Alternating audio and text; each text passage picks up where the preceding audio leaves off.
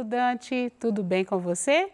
Eu sou a professora Guiomar e nesta aula nós iremos falar sobre pontuação, que é um assunto muito importante, principalmente para você, aluno do sexto ano, e também para todos os alunos, para todas as pessoas de todas as idades. No entanto, como nós estamos aí, no sexto ano, aprendendo esses assuntos importantes que vocês vão ter que aprender e levar, por todos os anos aí de estudo, esse assunto é muito importante para você, então preste atenção. Então, o que vem a ser, e para que serve a pontuação? Vamos lá? A pontuação marca na escrita as diferenças de entonação, contribuindo para tornar mais preciso o sentido que se quer dar ao texto. E o porquê disso, professora? Porque quando nós falamos, nós já falamos aqui, que a linguagem, ela não é só a linguagem escrita, o texto escrito. Por meio dos gestos, por meio da entonação também, você transmite uma mensagem. Por isso que quando nós falamos, quando o outro ouve, ele consegue perceber a diferença no tom, quando você pronuncia uma frase, a entonação que você coloca, a pessoa que está te ouvindo, ela consegue interpretar as diferenças. No entanto, na escrita, isso não é tão fácil assim. É por isso que nós usamos a pontuação, porque a pontuação, ela marca essas diferenças de entonação que na fala elas são mais perceptíveis, ok? Então, contribuindo para tornar mais preciso o sentido que se quer dar ao texto. É diferente quando eu falo assim, menino, venha cá. Volta agora. Menino, venha cá. Tá vendo a diferença de entonação quando eu faço uma pergunta? Você está bem? Isso é uma pergunta. Tá vendo a diferença de entonação quando eu falo? Você está bem. É diferente. Só que na escrita nós marcamos essas diferenças por meio da pontuação. Então vamos lá. Pontuação é o que eu acabei de dizer na fala e na escrita. Na fala, ela é mais perceptível essa diferença de entonação. Na escrita, nós necessitamos da pontuação para marcar essas diferenças. Então, na fala, a frase é marcada pela entonação, pelo tom que o falante dá à voz para expressar a sua intenção. Então, você está bem. Você está bem? É diferente. Agora, na escrita, os sinais de pontuação indicando pausas, altura de voz, ênfase, etc., aproximam o texto escrito da fala. O que ele está querendo dizer é que, na fala, isso é mais perceptível. Na escrita, nós necessitamos da pontuação para marcar essas diferenças. Entendido? Vamos prosseguir. Alguns sinais de pontuação possuem uma certa regularidade de uso. Outros têm um emprego mais livre. É por isso que quando você leva um texto para a pessoa fazer a revisão, para olhar se aquele texto seu foi escrito da maneira correta, a grafia, a concordância, quando você emprega pontuação, se você interferir muito naquela pontuação, você pode prejudicar até mesmo a intenção que o autor do texto quis passar.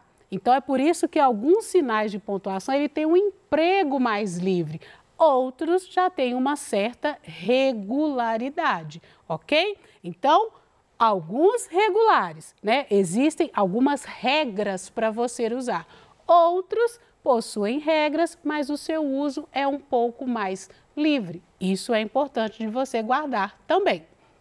Agora vamos para vírgula, ok? Primeiro sinal de pontuação que nós vamos estar falando, a vírgula. A vírgula indica uma pausa. Lembra quando o seu professor falava assim, olha, vamos ler o texto, E nessa leitura, quando você fazia uma pausa, isso já indica que provavelmente ali tinha uma vírgula, certo? Então, quando você lê assim, o seu texto, você percebe em algum momento que aquele parágrafo, aquele período está longo demais. Está precisando de pontuação. E a vírgula indica uma pausa.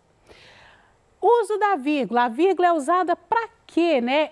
A vírgula, ela é um desses sinais de pontuação que possui uma certa regularidade de uso, tá?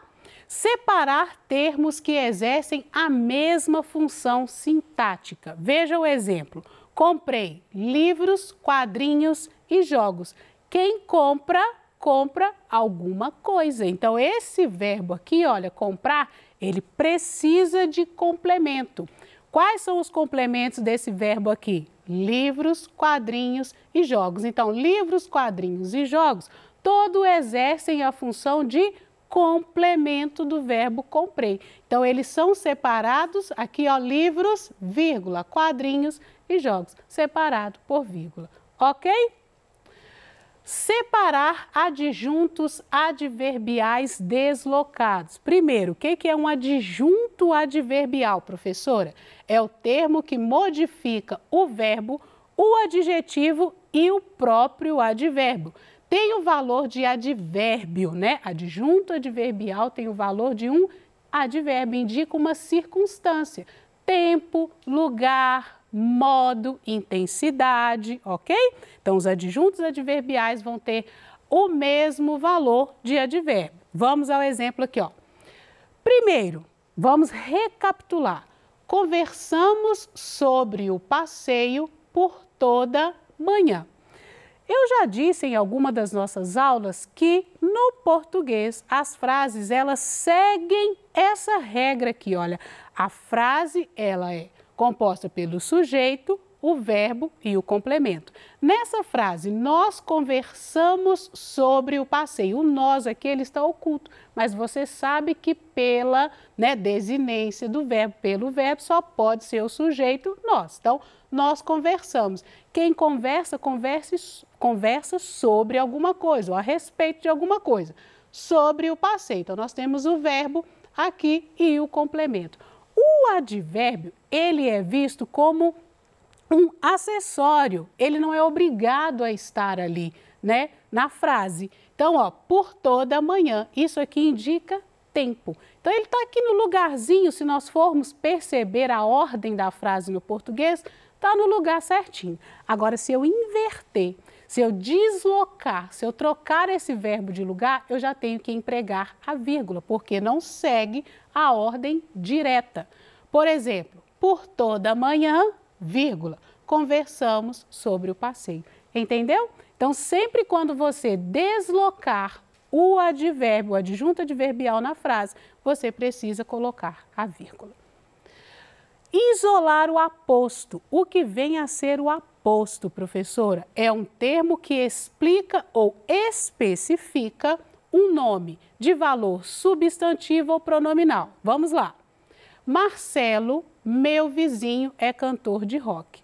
Eu quero explicar quem que é esse Marcelo. É qualquer Marcelo? Não, é o Marcelo, meu vizinho. Poderia ser qualquer outro Marcelo, mas como você quer especificar quem que é, você coloca aqui entre vírgulas. Marcelo, meu vizinho, é cantor de rock. Ok? Isolar o vocativo. Vocativo é o termo que serve para chamar, invocar ou interpelar. Eu brinco com os meus alunos, vocativo é só você lembrar de voz. Você chama, invoca, interpela, ok? Então aqui, ó, Ana, venha cá. Ana aqui é o vocativo, entendido? Isolar expressões explicativas. Quais são elas? Ou seja, isto é, por exemplo. Então vamos aqui ao nosso exemplo. A língua não é estática. Ou seja, ela muda. Então, aqui, olha, essa expressão explicativa, ou seja, ela precisa vir entre vírgulas. Entendido até aqui? Então, vamos prosseguir. Isolar nome de lugar anteposto à data. Então, ó, exemplo, Belo Horizonte, vírgula, vem antes da data, 7 de setembro de 2020. Então, aqui, ó, antes de você colocar a data e depois do nome de lugar, você precisa colocar a vírgula.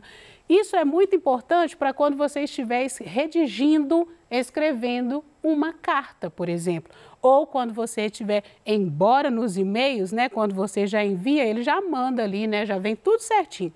A data, tranquilo, mas se você for escrever, você precisa colocar uma vírgula aqui, ok? A vírgula é usada antes de conjunções. O que vem a ser conjunções, professora? Mas, porém, pois, porque, portanto, com exceção do e. Existe uma regra em que você pode colocar a vírgula antes do e, mas não é o caso, é uma outra regra específica. Em outro momento das nossas aulas, a gente explica, ok? Mas aqui, ó, ele disse que viria, mas não veio. Antes dessa conjunção aqui, você tem que colocar uma vírgula. Entendido? Agora, o travessão é empregado no discurso direto para indicar a mudança de interlocutor. Então, sempre que mudou a pessoa do discurso, você coloca um travessão. Você gostou da crônica? Uma pessoa pergunta, a outra vai responder muito. Então, o travessão é sempre usado aqui antes da fala. Sempre quando você muda também de interlocutor, você coloca o travessão. Eu acredito que essa pontuação, esse ponto aqui, vocês já estão acostumados, né? Porque aluno do 6º ano lê muito, né, textos com discurso direto. Então, esse aqui é mais tranquilo para vocês. É usado para isolar a fala do personagem da fala do narrador. Como assim? Quando existe a fala do personagem, quando você quer separar, diferenciar a fala do narrador e do personagem, você usa também o travessão. Augusto disse, vamos embora? Ligou o carro, mal esperou que todos entrassem e saiu em disparada. Augusto disse, aqui é a fala do personagem, vamos embora. Daqui para cá já é a fala do narrador. Ligou o carro, mal esperou que todos entrassem e saiu em disparada. Muito comum em textos em que se usa o discurso direto e indireto. Ok? Destacar, enfatizar ou isolar palavras ou expressões no interior da frase. Então, quando você quer destacar, enfatizar algo, você coloca o travessão. E é o que a gente chama também de travessão duplo, né? Algumas pessoas diferenciam o travessão simples quando só existe um. Lá, por exemplo, no discurso direto, é um travessão só. Aqui já é a travessão duplo, ó, porque existem dois. Eles, que se achavam muito espertos, foram enganados mais uma vez. Então, como você quer destacar aqui, olha, que eles, de quem você está falando, se achavam muito espertos, né, você quer destacar isso no texto, você coloca o travessão duplo. Entendido? Os dois pontos agora, né, também muito comum, porque, como eu disse, vocês já estão acostumados, né, com textos em que se usa o discurso direto. Então, como tem o travessão, você também tem os dois pontos. São usados para introduzir uma explicação, um esclarecimento, uma citação ou a fala de um personagem. Vejam, João perguntou ao pai, dois pontos. E o travessão, pai, posso jogar bola no quintal? Também, como exemplo, nós temos enumerações ou explicações. Enumeração como assim, professora? Quando eu quero fazer uma lista. Vamos dar um exemplo aqui bem tranquilo. Quando a sua mãe pede assim, olha, filho, se ela quisesse escrever, por exemplo, né? Ela colocaria assim, filho, vá ao mercado e compre, dois pontos. E ela vai enumerar para você aqui quais são os itens que ela gostaria que você comprasse no supermercado, por exemplo. É um uso de enumerações. Antes da sua mãe colocar os itens a comprar, ela poderia colocar os dois pontos. Entendido até aqui? Então, vamos prosseguir. O ponto de exclamação é empregado no final de frases exclamativas com a finalidade de indicar estados emocionais como espanto, surpresa, dor, alegria e por aí vai. Então, sempre quando você quer transmitir uma emoção, você usa o ponto de exclamação. Ó, você por aqui, olha a diferença de entonação aqui, ó, nesses dois pontos. Ó, você por aqui, aqui é uma exclamação e aqui é uma interrogação. Perceberam a diferença, então? Então, o ponto, a pontuação, ela é importante por isso. Ela marca essas diferenças no interior do texto, de entonação. O ponto de interrogação, nós acabamos de falar, é usado em frases interrogativas diretas. Então, sempre quando você quer fazer uma pergunta, você vai usar o ponto de interrogação. Você quer que tudo passe logo? É uma pergunta.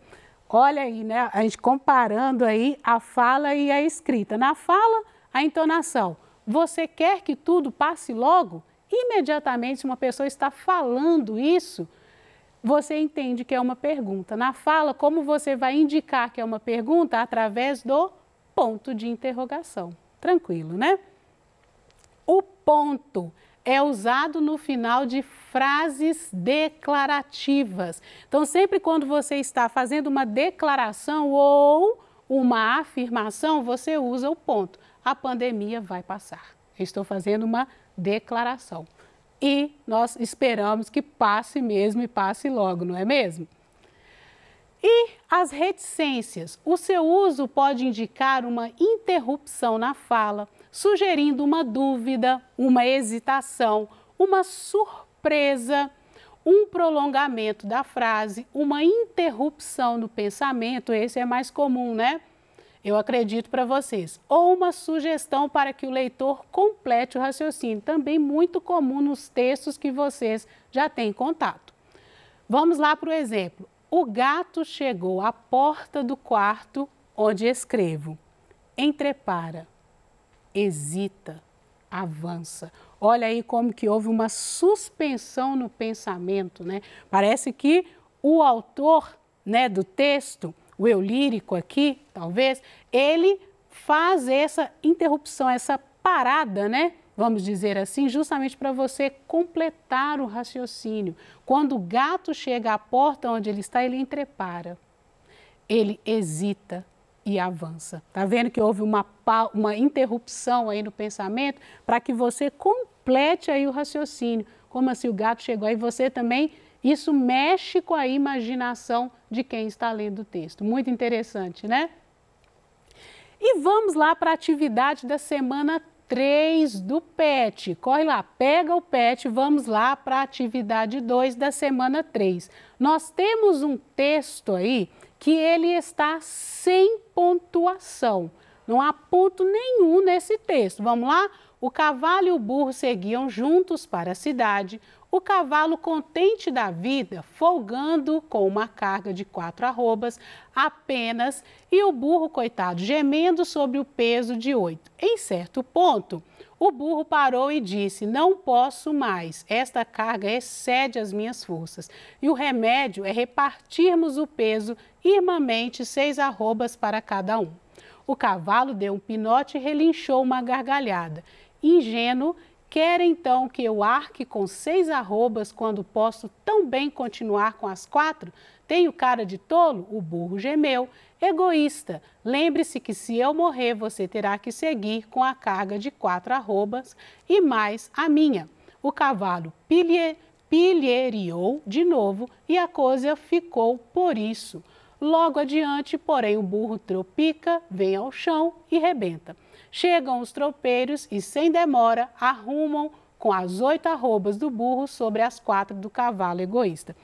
Percebam que, enquanto eu fui lendo o texto ali, houve necessidade em que eu tive que fazer uma pausa, até mesmo para tomar um fôlego na leitura, não é isso?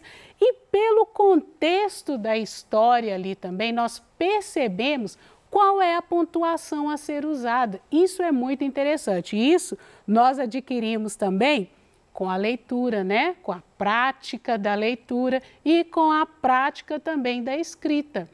E também quando nós usamos, né, esse costume de ler em voz alta. Então, nós percebemos que em algum momento do texto ali, nós já meio que já entendemos qual é o sinal de pontuação a ser usado. Então, você também percebeu isso? Então, vamos lá e já comece aí a pontuar o seu texto, que, como exemplo, aqui, olha, nessa atividade eu já comecei a pontuar para você. Então, faça a leitura do texto e comece a pontuar aí, exercendo aquilo que nós aprendemos na aula de hoje.